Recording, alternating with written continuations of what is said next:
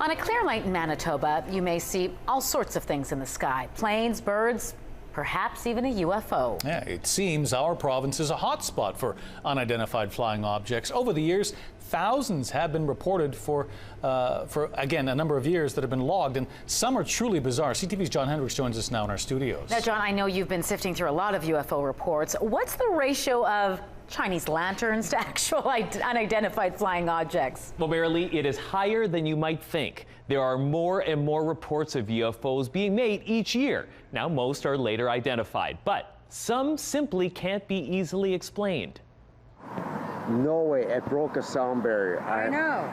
Late one afternoon this summer, Kent Graham saw something strange in the sky above Winnipeg. Something he simply couldn't explain. Your eye goes to it right away. It was like an orange sparkler coming down. The sparks went away, and it was just a globe of orange light that started just doing crazy moves. Moves he can't imagine any earthly object duplicating. It's unidentified, that's for sure.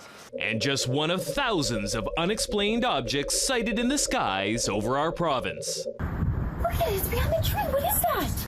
It seems Manitoba is a hotbed of UFO activity, with thousands of sightings stretching back to the earliest days of our province's existence. Picture this, 1792, that's quite a long time ago, and a lot of the West was still generally unsettled. David Thompson was in an area that was now around Thicket Portage in 1792, and it was winter, when they said that they had seen a mass of gelatinous luminosity moving through the air, and it actually approached them, and when it was in a few hundred feet of them, it dropped to the surface of the lake and vanished from sight. UFO researcher Chris Rutkowski says Thompson had no reason to make up this story, and given the time period, it couldn't have been a plane or other man-made object that he spotted in the sky. Very intriguing, a mystery. One of the many compiled in a report he calls the M-Files.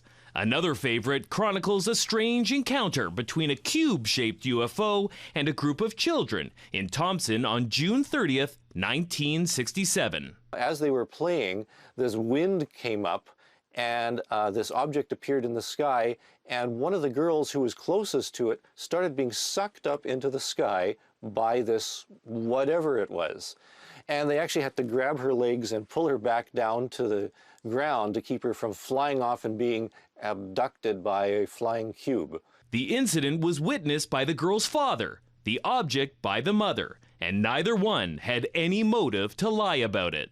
So I'd have to rank that fairly high up on the strange factor. Where does Kent Graham's sighting rank? Did you see that? Rutkowski was able to enhance the video somewhat, and the object becomes clearer and less mysterious. Probably a drone, yeah. Not an aircraft, it's not a Chinese lantern. Rutkowski says most UFO reports are later identified, but about 17% are officially labeled as unexplained.